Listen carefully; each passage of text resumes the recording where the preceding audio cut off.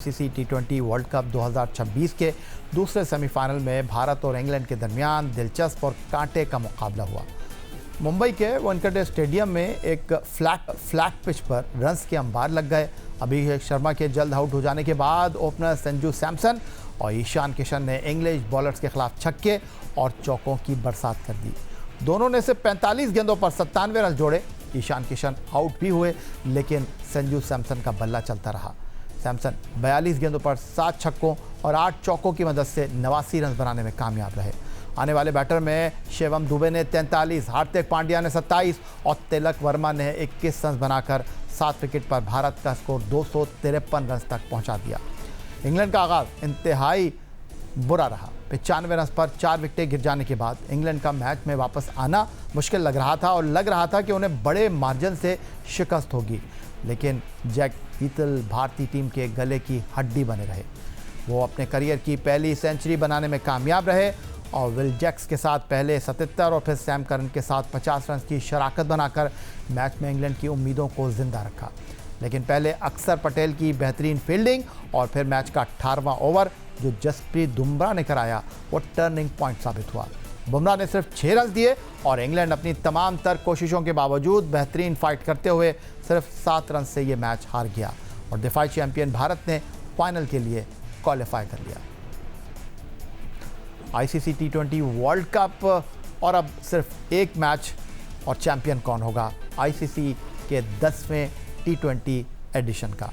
दिफाई champion Bharat का सामना New Zealand के साथ है। गुफ्तगू के लिए हमारे साथ लाहौर से वीडियो लिंक पर मौजूद हैं पाकिस्तान क्रिकेट टीम के साबिक टेस्ट कैप्टन विकेटकीपर राशिद लतीफ़ साहब और टेस्ट फास्ट बॉलर सिकंदर बख्त हमें कराची से वीडियो लिंक पर ज्वाइन कर रहे हैं। राशिद लतीफ़ साहब, मैच के हवाले से क्या कहेंगे? अगर सोशल मीडिया पर देखा जाए तो वहाँ पर तो ये लिखा जा रहा है कि ये पैसा वसूल मैच था और इसमें कोई शक व शुबे की गुंजाइश नहीं है कि छक्के चौकों की बारिश हुई, विकेटें भी गिरी, रन्स भी बने, लेकिन आखिरी बॉल तक लोग स्टेडियम में मौजूद रहे। जी, बहुत ज़बरदस्त मैच हुआ और जैसा होना चाहिए सेमीफाइनल, दो बड़ी टीम का और अच्छी पिच पे वानखेड़े की पिच होती है जहाँ पे चेस भी हो जाता है और लग नहीं रहा था 254 के करीब भी पहुंचेंगे। लेकिन संजू सैमसन की बात की आपने, आउटस्टैंडिंग 2 मैचेस खेले उसने और साथ में विकेट कीपिंग भी की और विकेट कीपर कितना इंपॉर्टेंट होता है किसी टीम के लिए भी।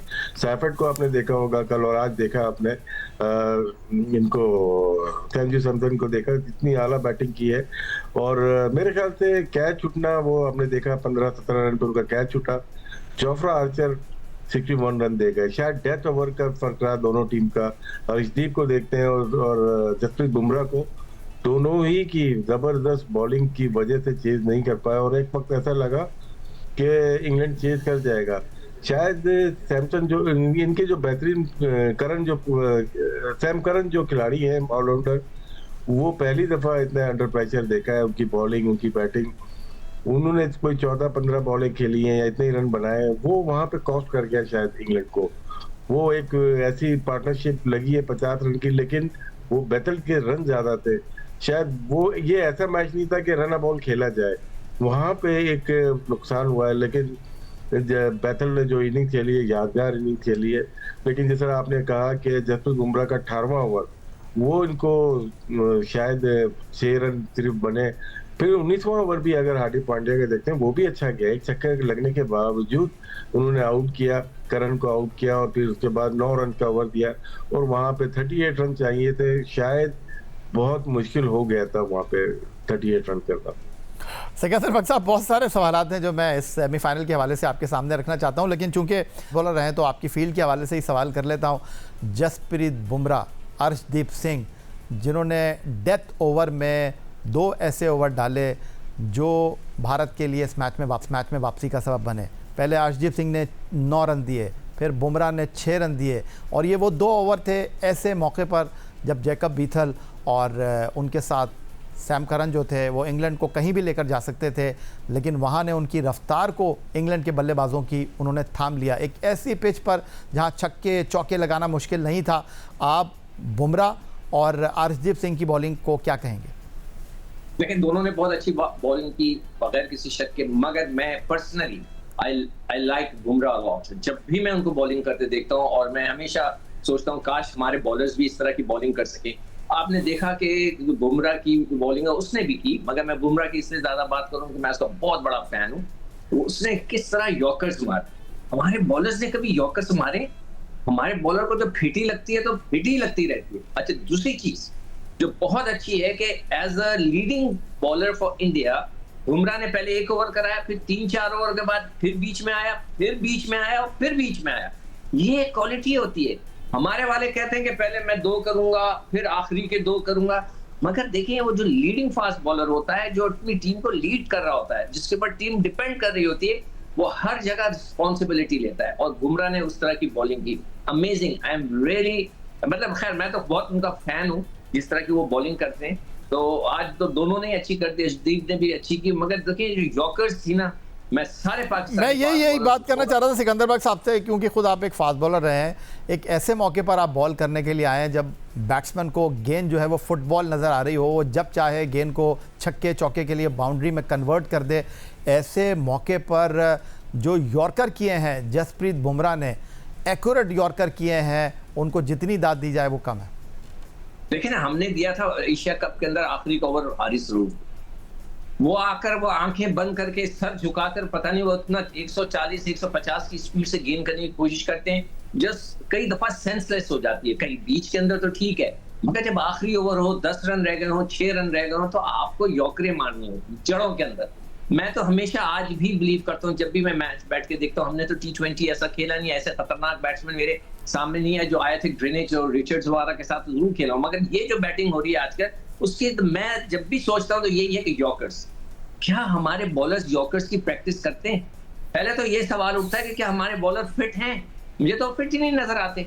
तो कई बॉलर्स तो फिट ही नहीं नजर आ रहे हैं और हम उनको स्टार बना के रखा हुआ है, और वो तो है, मगर ये कि जो यॉर्कर्स उन्होंने करा दी, सारा खेल का जो मैं कहता हूं कि जो खूबसूरती थी ना, वो आखिरी ओवर्स की यॉर्कर्स थी, जिसको पाकिस्तान इंडिया ने मैच जीता। और एक कैच जो छूटा है ब्रुक से, वो ही पूरे खेल का शायद उसने फैसला किया, और इंडिया की तरफ से जो पकड़े गए, amazing, very very done, they deserve to be in the final. ये भाई इसमें एक चीज जो बुमराह के ओवर की बात हो रही है, 18th ओवर की, उसमें कैलकुलेशन इंग्लैंड की ठीक थी। उन्होंने यही सोचा कि अब ओवर किसके रह गए, हर्षदीप के पूरे हो गए थे, हार्दिक पांड्या करता, डुबे करता या अक्षर पटेल करता, तो उन्होंने का था टारगेट के 35-32 रन रह जाए, रन 6 वहां 10 बने होते तो थोड़ा सा और फर्क पड़ता।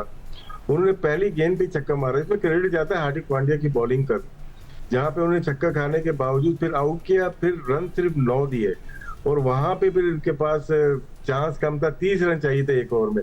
अगर वहां 15 से 20 रन कंसीड कर जाते तो फिर एक दफा फिर चांस मिल जाता है कि डुबे को लगने के लिए, और आखिर में देखा आपने 3 छक्के लगे लगातार उनको, मार्शल ने मार दिए। तो जिनके जो ओवर नंबर थे 17, 18, 19, इसमें तकरीबन ज्यादा रन नहीं बने, 25 रन बने होंगे जहां पे इंडिया मैच जीता है।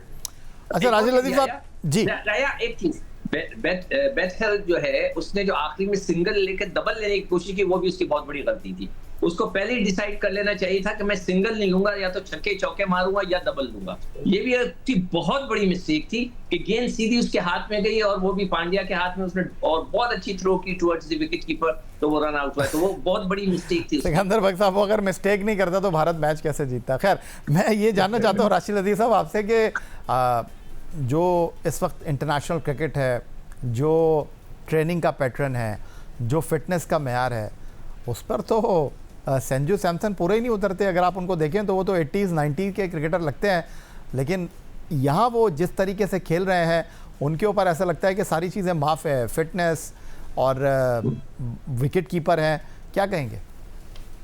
नहीं, बहुत फिट है, इसलिए कि शोभा जो है डिपार्टमेंट विकेट कीपिंग का है, काम एंड कूल है। उनकी बैटिंग देखें, पहले भी देखें वेस्ट इंडीज के खिलाफ, और नहीं, मैं उनकी देखने में फिटनेस की बात कर रहा हूँ राशिद लतीफ साहब। हाँ, देखने में कह सकते हैं, लेकिन उसके बाद देखिए विकेट कीपिंग पूरे 20 ओवर की उन्होंने महसूस नहीं होने दिया। हमारा तो तरली बच जाती है ना, विकेट कीपर खड़ा हुआ है, देखिए कितने काम से पूरा मैच 20 ओवर लेके चला गया, बॉलर से भी बात कर रहा है। हाँ, fitness look wise Rohit Sharma ही है ना दूसरा, लेकिन फिट है वो विकेट कीपिंग करना। और अभी से नहीं देखें, वो काफी एजेड भी हो गए, 2016 या 2015 का इनका इंटरनेशनल का डेब्यू हुआ था, और फिर IPL लास्ट 10-15 ईयर से 12 ईयर से खेल रहे हैं।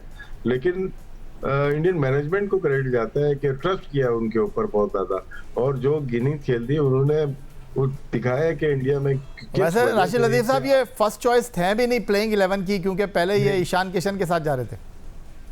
जी जी, वो दोनों लेफ्ट हैंडर हो गए थे तो हर एक के लिए आसानी हो गए थे कि ऑफ स्पिनर लेके आ जाते थे। आप देखें अभिषेक को किसने आउट किया, पहले सलमान अली आगा ने राह दिखाई उनको ऑफ स्पिनर की, फिर उसके बाद नेदरलैंड के खिलाफ भी शायद वो ऑफ स्पिनर पे आउट हुए, फिर मार्करम ने भी आउट किया, फिर आज भी आउट हुए बिल जैक पे, तो इसीलिए शायद वो राइट हैंडर को भी लेके आ गए और वो उनके लिए बहुत ही अच्छा हो गया। प्लेइंग 11 में भी नहीं जगह बना पा रहे थे, लेकिन बात फिर वही आ जाती है कि वो अच्छे प्लेयर थे, ट्रस्ट रहा उनकी मैनेजमेंट का और उन्होंने पूरा पे ऑफ किया है। ठीक हो गया जनाब, भारत पहुंच गया है आईसीसी T20 वर्ल्ड कप के फाइनल में 2007, 2024 और अब 2026 टीम फाइनल में पहुंची है। ये मुसलसल दूसरा मौका है आईसीसी T20 वर्ल्ड कप में जब भारत ने फाइनल के लिए क्वालिफाई किया है और उनका फाइनल में मुकाबला होगा नरेंद्र मोदी क्रिकेट स्टेडियम अहमदाबाद में न्यूजीलैंड के साथ, जिसने पहले सेमीफाइनल में एक तरफा मुकाबले में जुनूबी अफ्रीका को शिकस्त दी। कुछ पाकिस्तान क्रिकेट के हवाले से बात करेंगे।